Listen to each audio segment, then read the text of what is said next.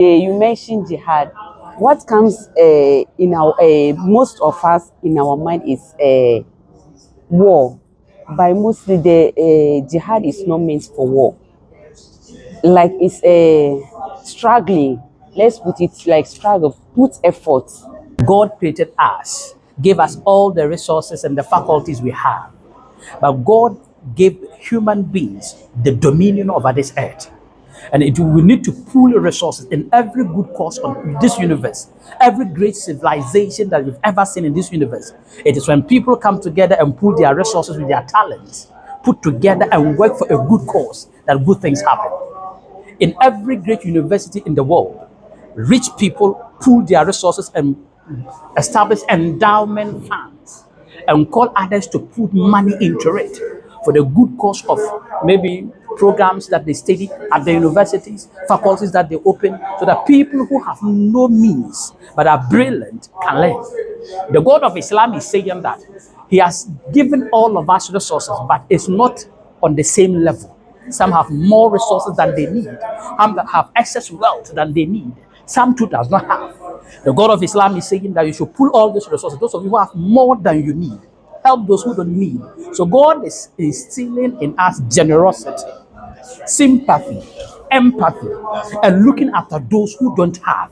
Not that the God of Islam is saying we should give him. No, it is like distribution of wealth fairly among the citizens of the world. So this is what the God of Islam preaches. It's not that This man was reciting the Quran off head. I was with a foreigner. He stopped and gave me money. I couldn't say how much it was. It was banky. I went there, I should go and give it to the beggar. When I went and said, Baba, Assalamu alaikum, he answered. I said, this is sadaqah for you. Then he said, oh, Alhamdulillah, I have gotten what I need for today. So this is not mine. Wallahi, he said, this is not mine. I have gotten what I need for today. So this belongs to somebody. However, I pray Allah should fulfill your needs for you. I took it back to this white man. It took him some time. He couldn't move the vehicle again. And I never saw this. I never witnessed this before.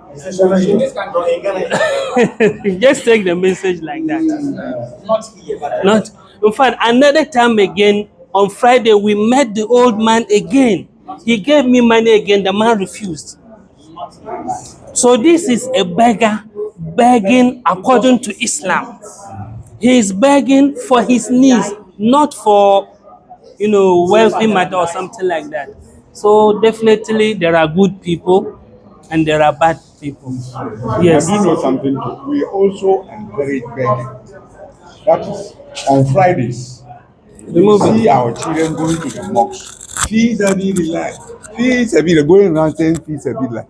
And if you come to the Christians, they dress their children nicely.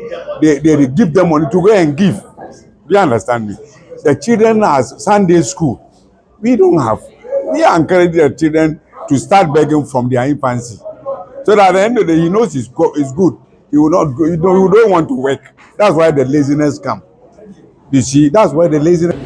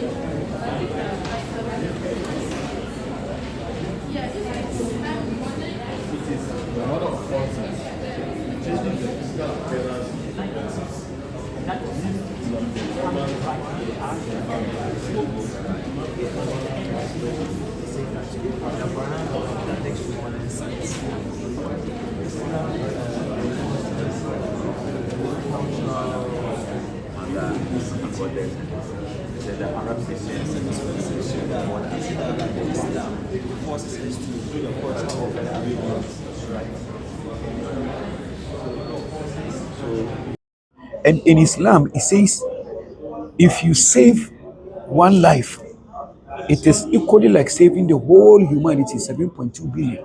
So that means Islam is the only religion that gives priority to the preservation of life. Unlike the way they're accusing the Muslims that we kill, we do the Prophet Muhammad came to kill, we can support these two with this quotation. But I like the point that you make. And also, Yeah. one thing about the war and the fight itself. Go ahead. Okay, there's something me I classify as types of war. We have war itself and defensive war. The one who starts the war and the one who defends. You understand? When you go to the Geneva Convention, they have a law. You can defend. You can defend yourself. For example, like the Israel and then the Palestinians, they said you heard it. They are saying that Israel has a right to defend. They were killing, but what were they saying? They said they have the right to defend. So meaning defending yourself in a way of war is permissible, and all the wars that. So remember this, you're gonna be working together, even to lead the group that we have now, EIECC Ghana, because after that you will be working with the Inshallah Sheikh, hopefully, and with the Khalifa, and trying to come up with the best, and I think you are the best leaders. MashaAllah, you've done a great job. I was looking at everybody, you are doing great facilitation and great management of North, but I'm still angry with you. Why? I'm not gonna say why, because I have already said it. طيب? So inshallah, we'll go for a prayer, all of us now, and we'll come back, and inshallah we will see something even more beautiful, so that we have a much better product today, and we want to live here while we are very, very much satisfied with the program. Ethical learning, in summary, taqwa, Islamic learning. So all of these aspects are very, very, very important in learning. Any curriculum, again, should include all of this. Kinesthetic, of course, speaking about any occupation or vocation, you know. So, and while we are learning, we always have to make sure that God consciousness is always of paramount, on top of everything, you know. These aspects of learning are mentioned in a very important book. It is called Learning as a Way of Learning, for Peter Anvil speaks about it in it. So it's very important before you write a curriculum to make sure you include it. And this is what we've been doing here. Every aspect has been included in this program.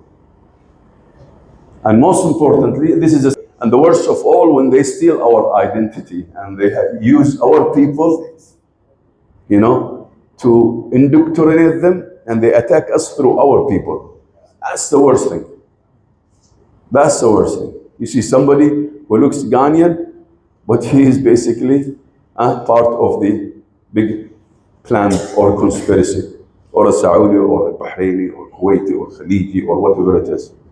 This is the worst thing, when somebody betrays his country or betrays his identity.